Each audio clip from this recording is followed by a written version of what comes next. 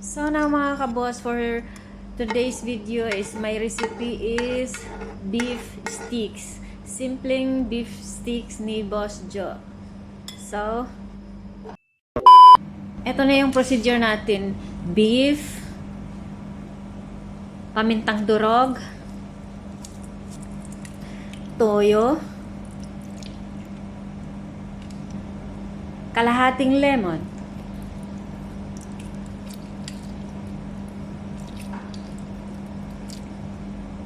okay, yun yung kalahating lemon natin. Then, i-mix natin yan.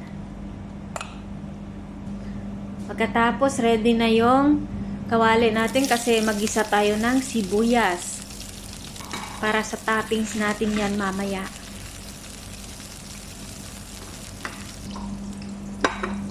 Then, iset aside natin.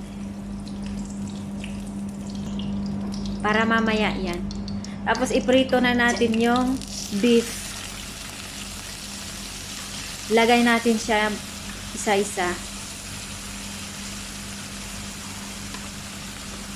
Hanggang sa magiging brown.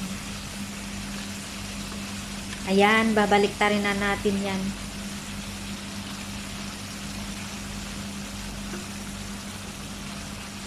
Salamat nga pala sa mga nanood ng mga videos ko. Thank you so much. Comment kayo kung saan kayo banda para ma-replyan ko kayo. Thank you, thank you. So now, nabaliktad na natin. Yan, pwede natin yan siya. Diyan na lang tayo mag-isa ng bawang natin. I-set aside natin yan sa gilid. Lagay natin yan sa gilid. Tapos, mag-isa tayo ng bawang natin.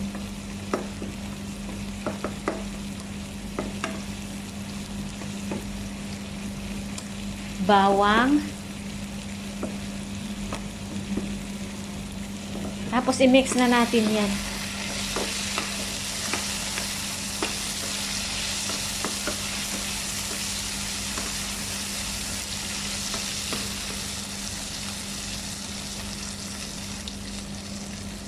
Lagay natin yung sibuyas na ginisa natin kanina. Nag-iwan ako ng pang-toppings niya. Tapos yung sauce na minarinate natin kanina, ayan. Nilagay ko na. Tapos halo natin yan.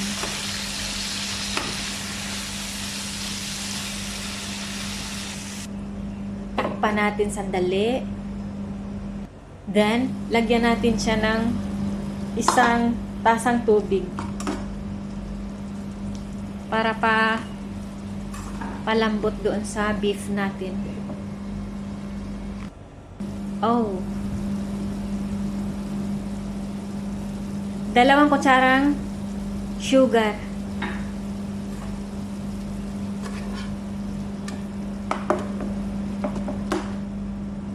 Para sa timbang ng lasa natin.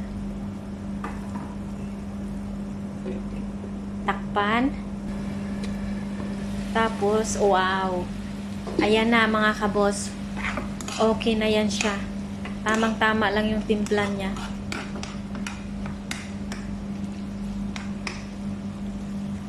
Oh yeah. Yun, ang sibuyas natin na natira.